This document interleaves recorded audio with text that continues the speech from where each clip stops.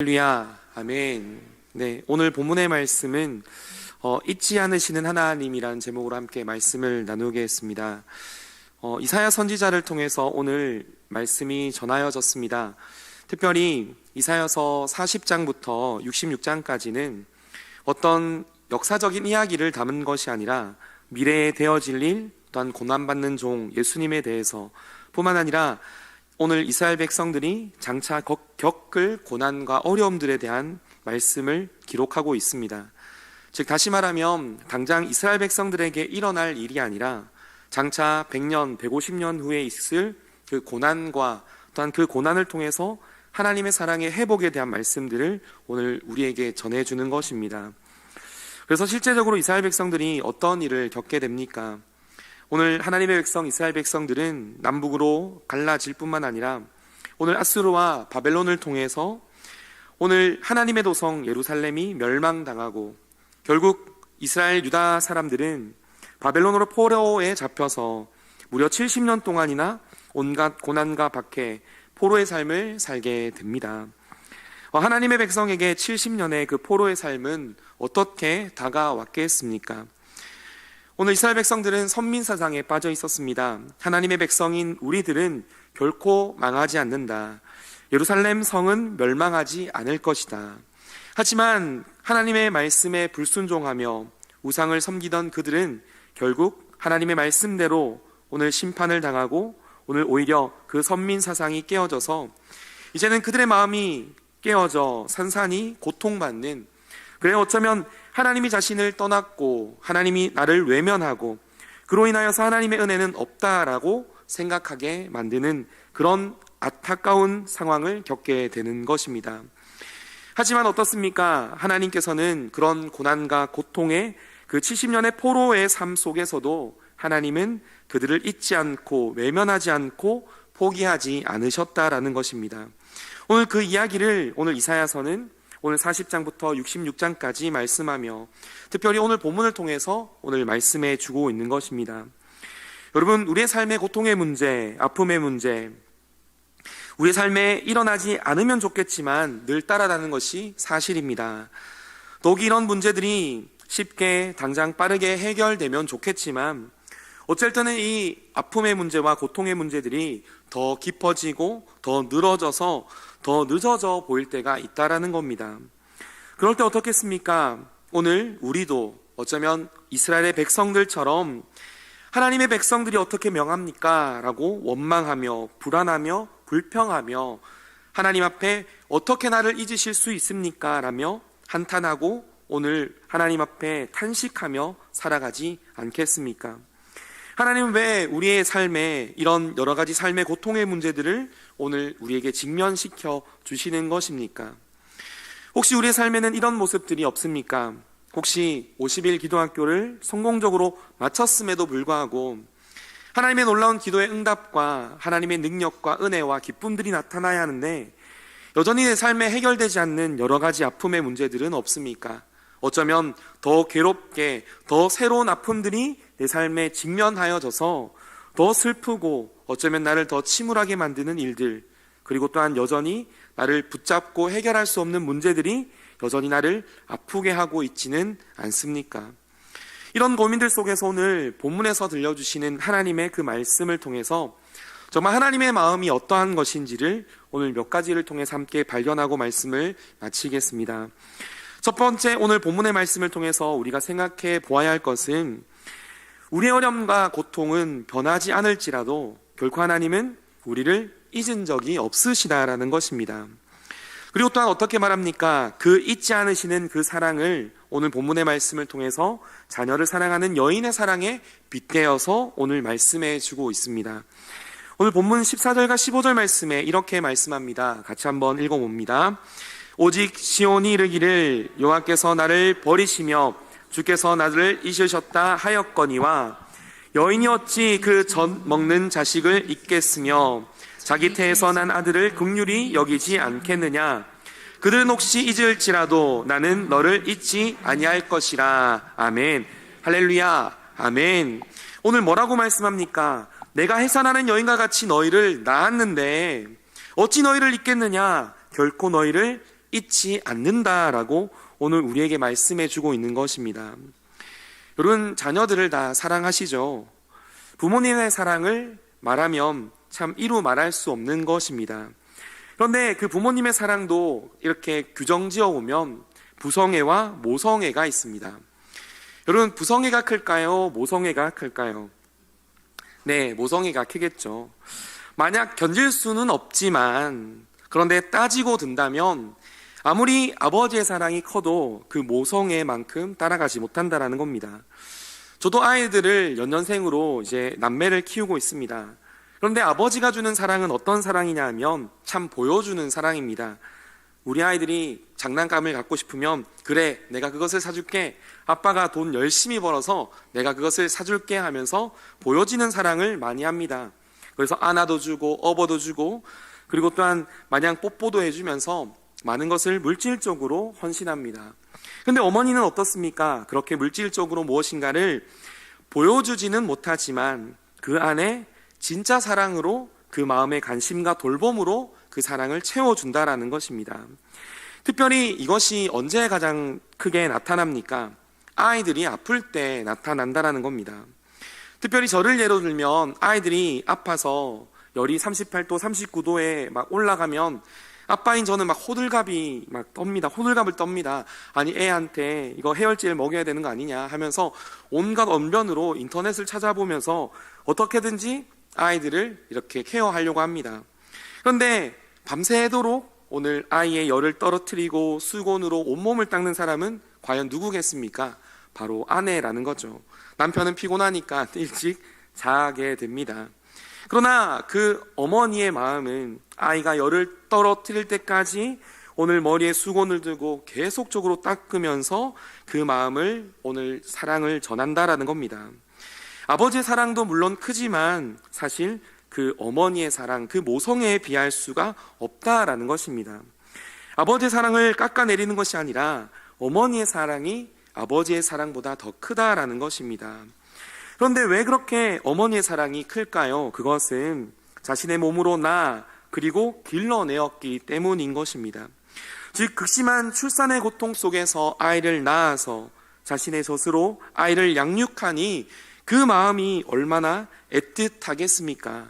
내 배 아파 낳은 아이가 얼마나 사랑스럽지 않겠습니까? 말씀을 준비하면서 해산의 고통에 대해서 좀 찾아봤는데, 먼저 인터넷에서 인간의 고통의 순위에 대해서 이렇게 설명합니다. 가장 10점을 만점으로 해서 가장 아픈 고통이 뭐냐 하면, 경험해보지 못했겠지만 몸이 불살라지는 고통이 가장 큰 고통이라고 합니다. 그리고 9번째는, 그러니까 9점은 이제 손마디가 절단되는 고통이랍니다. 네, 상상도 해도 아프겠죠. 그리고 이제 8번째, 그러니까 8점이 출산의 고통이라는 겁니다. 그러면서 유튜브를 찾아봤는데 어떤 한 남자분이 이제 전기 자극으로서 이제 1부터 10까지의 그 레벨을 가지고 이제 그 자극을 이제 출산의 고통으로 견디는 걸 보았습니다.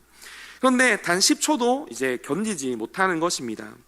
그런데 어머니들이 어떻습니까? 아내가 출산하고 진통을 겪을 때 그 진통의 시간은 30초, 1분이 아니지 않습니까? 10시간, 어쩌면 하루 꼬박이 넘겨서 그런 해산의 고통 속에서 자녀를 낳게 된다는 겁니다.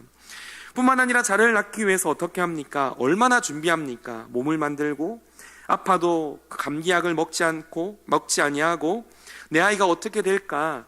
약도 먹지 않고 견디는 그것, 그리고는 10달을 품어서 낳는 그 사랑의 크기가 얼마나 크겠습니까? 인터넷을 찾다가 이런 시를 발견했습니다. 제목이 어머니입니다.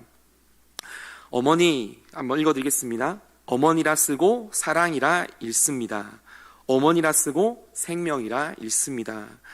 오늘 두 문장뿐입니다. 그런데 이 두 문장에 모든 것이 표현되어 있습니다. 어머니 그 사랑, 그 생명으로 낳은 그 아이에 대한 사랑, 오늘 그것이 오늘 우리를 향한 사랑이고 또한 자녀들을 향한 그 사랑이라는 것입니다. 그래서 성도 여러분, 이런 사랑도 너무나 크지만 어떻습니까? 죄송한 말씀이지만 하나님의 사랑에 비하면 너무나 작다라는 것입니다.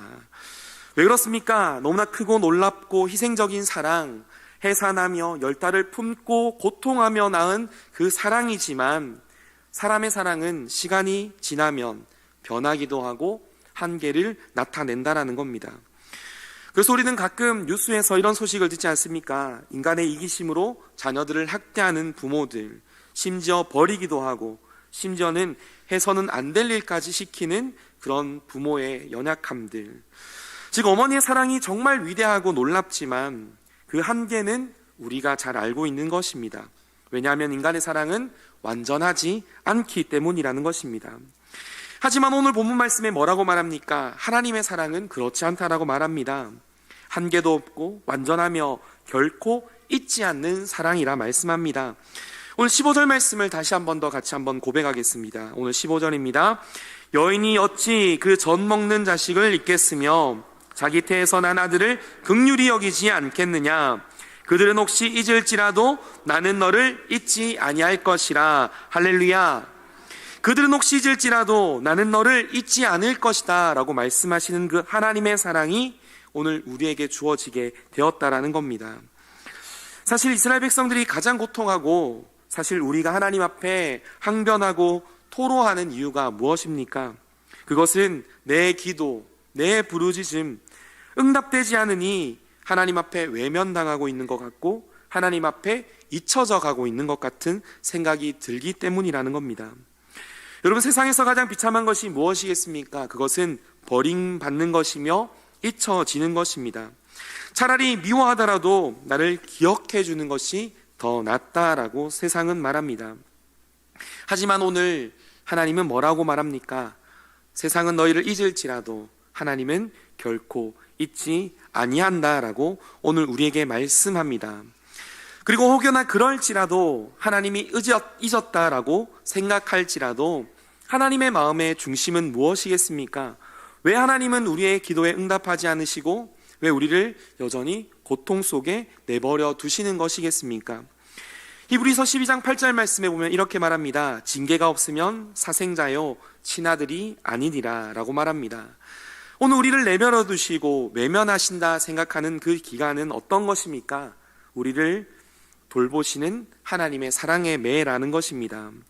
오늘 이스라엘 백성들을 징계하시는 하나님, 어쩌면 그것이 혹독하여 70년의 세월 동안 왜 우리를 외면하셨습니까? 라고 항변하지만 그러나 그 고통의 세월이 그들을 잊기 위한 것이 아니라 이스라엘 백성들을 다시 새롭게 만들기 위한 그 불순종에서 하나님의 마음을 깨닫게 하기 위한 하나님의 징계이며 하나님의 사랑이라는 것을 오늘 이사야 선지자가 말씀하고 오늘 우리에게 말씀해 주고 있다라는 것입니다.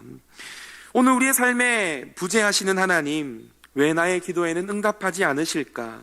하나님 앞에 간절히 기도했는데 왜 내 삶은 더 큰 절망으로 나타나는 것일까?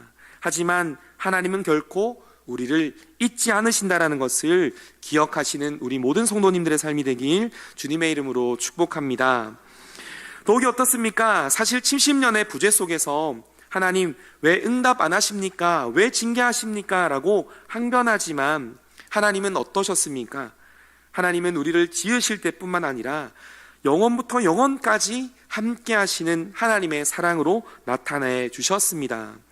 그리고 70년 세월 속에서 그들은 하나님 앞에 버림받았다라고 말하지만 그들은 포로 중에서도 하나님의 말씀이 선포되었고 예레미야와 다니엘 선지자를 통해서 선포되었고 뿐만 아니라 회복되어질 때도 하나님의 말씀이 선포되어졌다라는 것입니다. 즉 지으실 때부터 그리고 포로할 때까지 그리고 또 다시 회복하실 때까지 그리고 하나님의 나라가 완성될 때까지 언제나 어디서나 하나님은 우리와 이스라엘 백성들과 함께 하셨다라는 것입니다. 처음부터 끝까지 하나님은 안 계신 적이 없었던 것을 오늘 이스라엘 백성들은 오히려 하나님의 부재로 외면받는다. 왜 외면받는다라고 했던 것입니다. 오늘 우리는 어떻습니까? 우리의 삶에 하나님의 응답이 없어서 어쩌면 내 뜻대로 되지 않아서 하나님이 나와 함께 하실까라는 의문과 그런 두려움이 듭니까? 그러나 하나님은 처음부터 끝까지 우리의 삶에 함께 하셨다라는 것입니다. 그리고 또한 오늘 말씀을 통해서 우리가 살펴봐야 할 것은 무엇입니까? 16절 상반절에 보면 우리에게 이렇게 말씀합니다. 같이 한번 읽어보겠습니다. 내가 너를 내 손바닥에 새겼고, 할렐루야, 아멘. 내가 너를 내 손바닥에 새겼다라고 말합니다.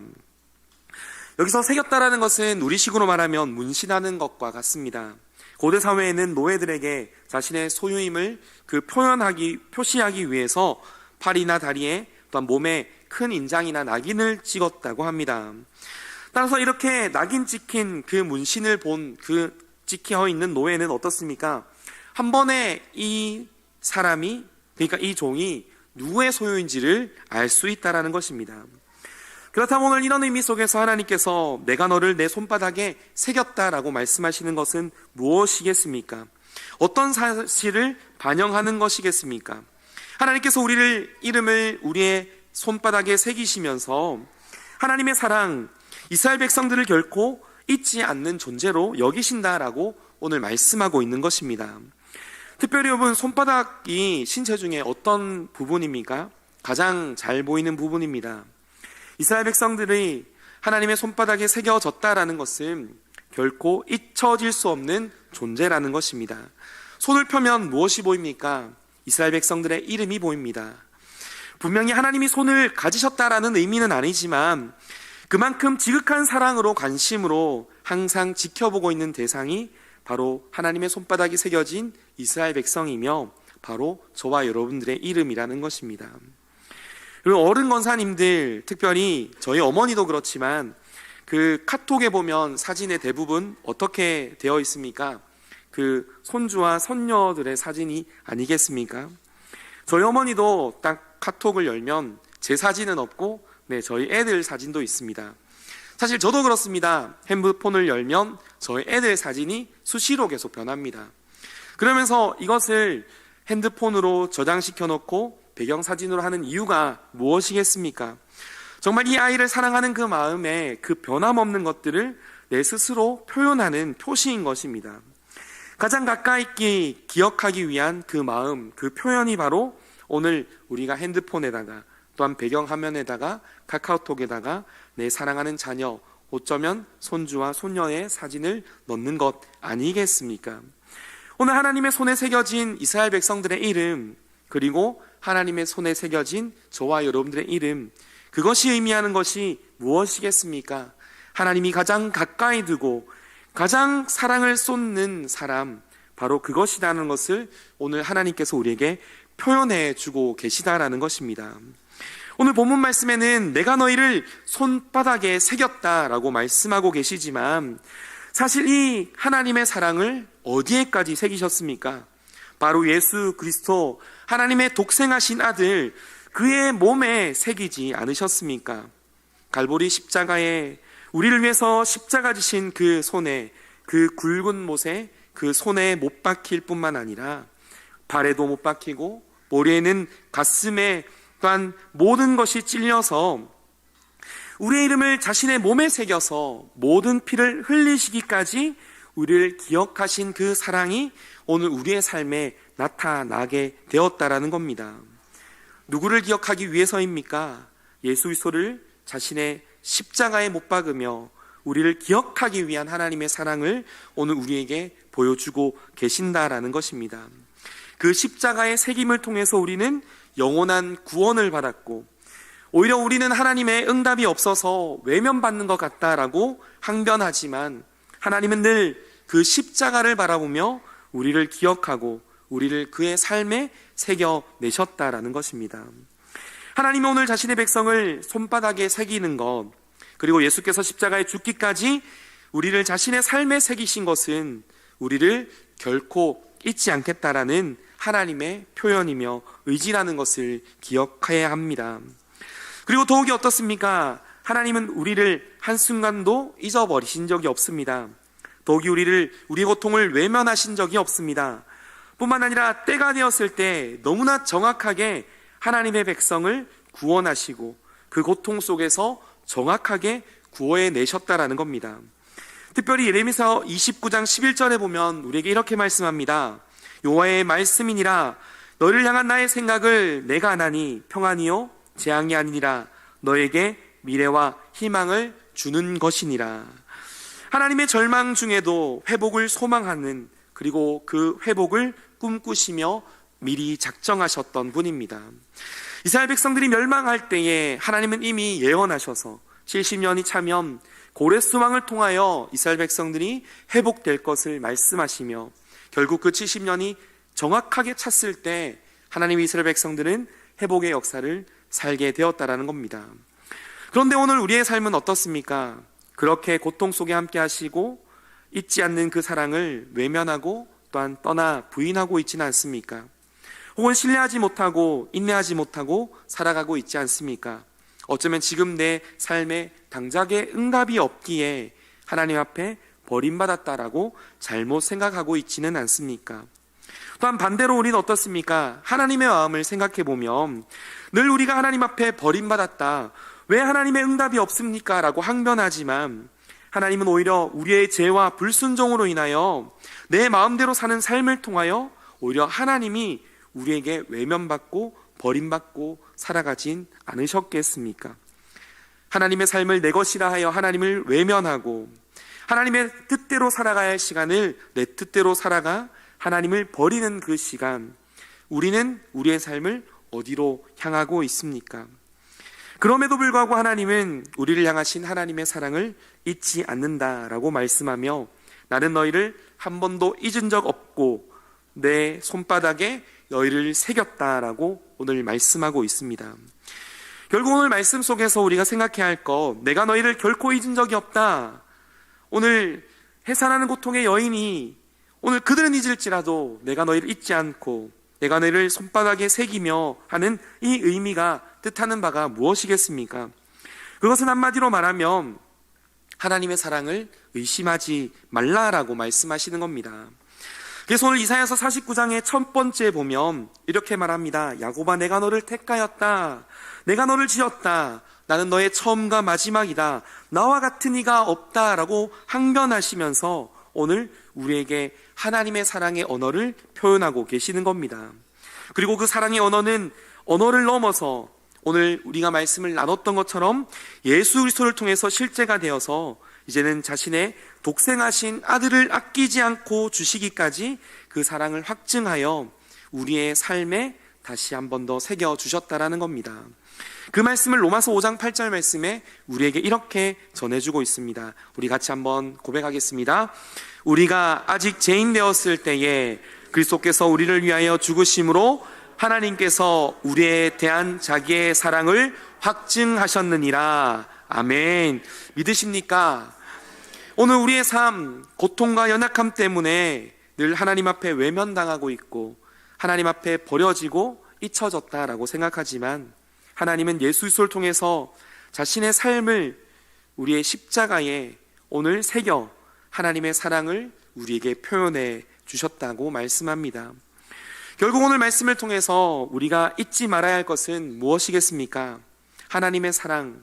하나님의 사랑은 어떠한 환경이든지 우리를 향한 하나님의 사랑이라는 것을, 또한 자신의 자녀, 독생하신 예수 그리스도를 버리시기까지 사랑하는 사랑이라는 것을 우리는 잊지 말고 의심하지 말아야 한다라는 것입니다.